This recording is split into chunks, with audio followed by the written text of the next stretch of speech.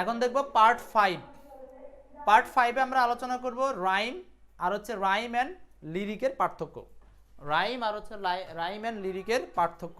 Poem, poetry এবং song সংক্রান্ত বিষয়ের পার্ট 5 আলোচনা করব রাইম আর রাইম অ্যান্ড লিরিকের বিষয়গুলো।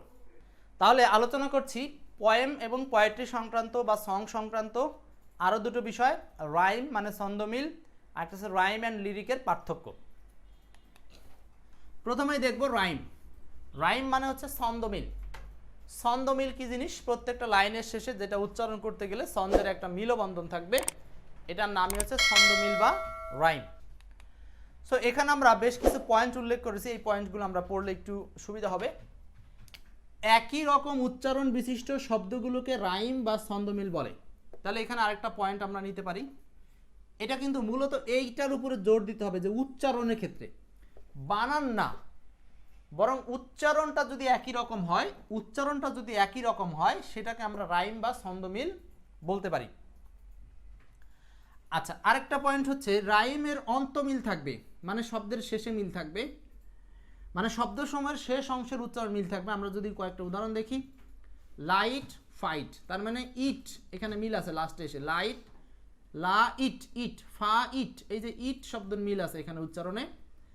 বাইট আর হচ্ছে কাইট একই রকম ইট, মাইট রাইট। তো জোড়ায় জোড়ায় চিন্তা করলেই হবে যে প্রত্যেকটা জোড়ার মধ্যে দেখবেন যে শেষ অংশের উচ্চারণে ম্যাচিং আছে, এটার নামই হচ্ছে রাইম। তার মানে রাইম মানে ছন্দমিল বা ছন্দতাল। আচ্ছা, আরেকটা হচ্ছে রাইম সাধারণত বিভিন্ন কবিতা, গান বা ছড়ায় ব্যবহার করা যায়। তার মানে রাইম এটা জড়িত কিসের সাথে? কবিতা বা গানের সাথে বা ছড়ার সাথে এই রাইম শব্দটা জড়িত।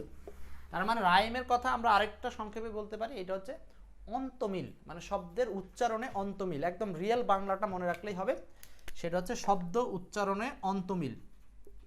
শব্দ উচ্চারণে অন্তমিলের নামই হচ্ছে রাইম। ওকে, কোনো গল্প, স্টোরি বা উপন্যাসে নোবেল ব্যবহার হবে না। কি বললাম? কোনো গল্প, স্টোরি বা উপন্যাসে নোবেল ব্যবহার বা উপন্যাস বা নোভেলে এই রাইম ব্যবহার হয় না। রাইমটা স্টোরি বা নোবেলের সাথে প্রযোজ্য না। রাইমটা প্রযোজ্য কার সাথে? রাইম প্রযোজ্য হচ্ছে সং বা পয়েমের সাথে। এবার আসি রাইম আর লিরিকের মধ্যে পার্থক্যটা কোন জায়গাতে। ওকে, রাইম হলো পদ্য বা কবিতার মিলযুক্ত অংশ, বা যেখানে কবিতার ক্ষেত্রে যে মিলটা সেটার নাম হলো রাইম। আচ্ছা, নর্মালি এই রাইম আবার গানের ক্ষেত্রে ইউজ হতে পারে, কিন্তু আরেকটা প্রসঙ্গ হচ্ছে লিরিক শব্দটা হলো গান সংক্রান্ত বা গীতি কবিতার মধ্যে পড়বে।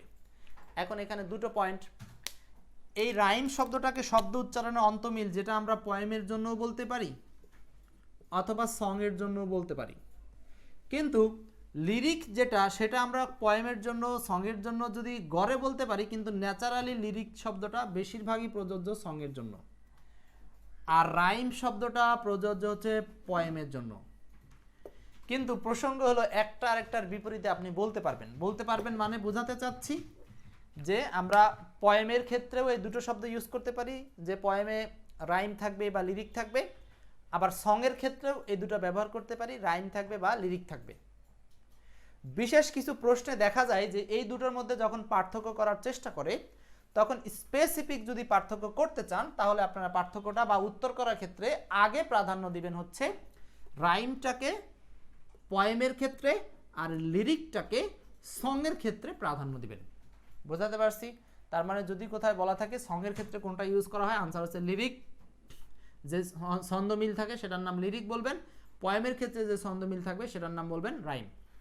অন্যথায় একটা আরেকটার পরিবর্তে বসতে পারে। আমি সব কিছু ভেঙে বললাম। এখন আসেন এই পার্টের কিছু এমসিকিউ সলভ করি। কোশ্চেন নাম্বার 1 বলেন, 1 নম্বর প্রশ্ন, a novel is not written in. A novel is not written in, একটা novel is not written in যেখানে লেখা হয় না বা যেখানে থাকে না, কি থাকে না? আনসারটা করেন। কোশ্চেন নাম্বার 1 নম্বর প্রশ্ন কি হবে answer? A novel is not written in, একটা নোভেল যেখানে লেখা হয় না, কি লেখা হয় না? আনসারটা হচ্ছে রাইম। মানে উপন্যাসে কখনো ছন্দমিলের প্রয়োজন নাই, ওটা অপ্রয়োজনীয়, ওটা কবিতার বিষয়, এই জন্য এখানে এইভাবে বলা হয়েছে। তার মানে novel is not written in, উপন্যাস যেটা প্রোস, এটা গদ্য আকারে হতে পারে উপন্যাস, লেটার ফর্মে হতে পারে উপন্যাস, উপন্যাস থার্ড পার্সনের ন্যারেশন হতে পারে, কিন্তু উপন্যাসে কখনো রাইম থাকে না। Which of the following words does not rhyme with the rest? এবার একটা একটু কঠিন প্রশ্ন, যদিও কঠিনটাকে সহজ করে দেওয়া হয়েছে। বলেন আনসার কি? 2 number Raihanur Rahman. Which of the following words does not rhyme with the rest? নিচের কোনটায় অন্যগুলোর সাথে রাইম নাই? তার মানে রাইম ইউজ হয়নি, শব্দের উচ্চারণের অন্তমিল। দেখেন পেইড ইড, রেইড পেইড ইড, মেইড ইড, কিন্তু একমাত্র এটার উচ্চারণ হলো সেড। অনেকে এটাকে আমরা সেইড বলি, কিন্তু আসলে এটার আসল উচ্চারণ হলো সেট। যাদের কাছে ডিকশনারি আছে বা মোবাইল ডিকশনারিতে শব্দটা দিয়ে উচ্চারণ শুনবেন তখন পাওয়া যাবে। এটার উচ্চারণ হলো সেট, সেট। তাহলে 2 এর আনসারটা হচ্ছে 1, একমাত্র রাইম নাই এটাতে, কিন্তু বাকি 3টা